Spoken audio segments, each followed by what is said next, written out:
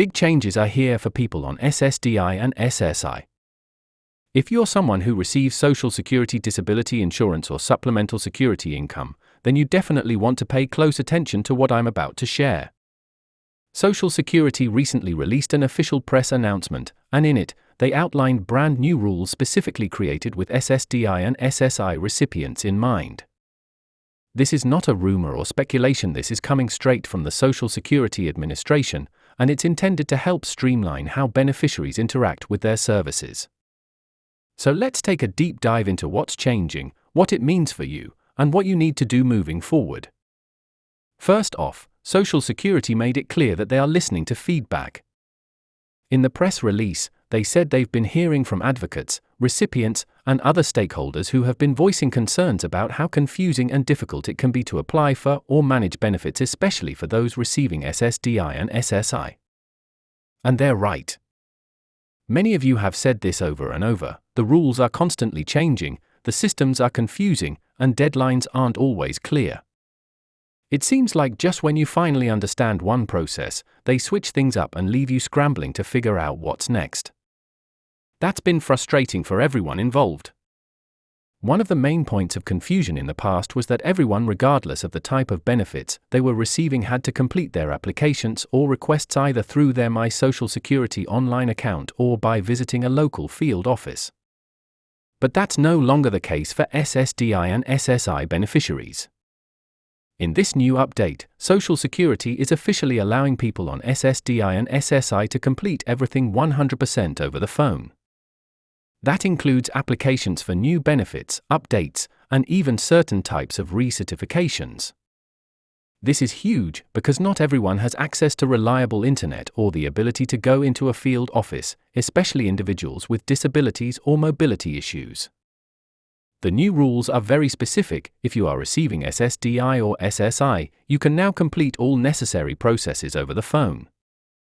That means you can apply for new benefits, follow up on an application, or ask for assistance without ever having to log into the My Social Security online account or make a trip to your local office.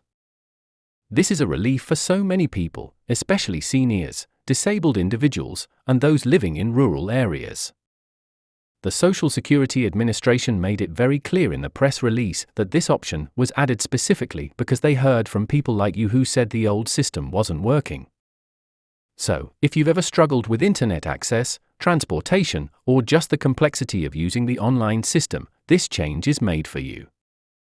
That said, if you are someone who's comfortable with technology or prefers the online route, you can still use your My Social Security account to complete everything.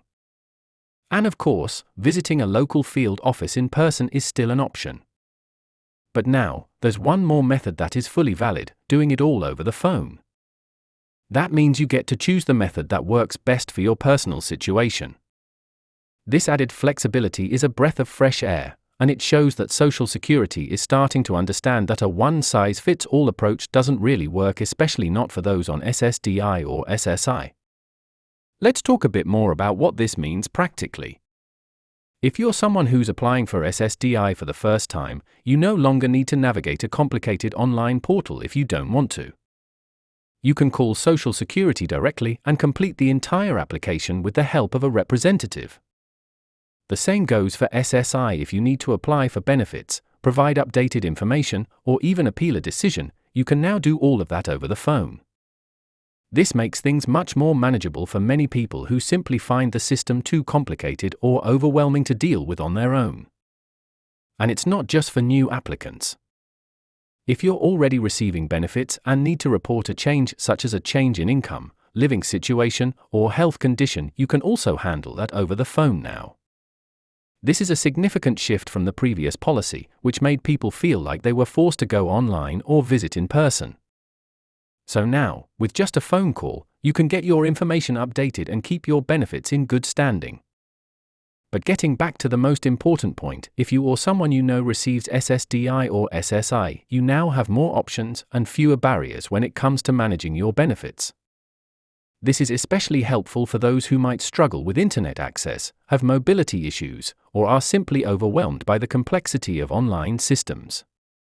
Being able to complete everything over the phone means more people can access the help they need without jumping through unnecessary hoops.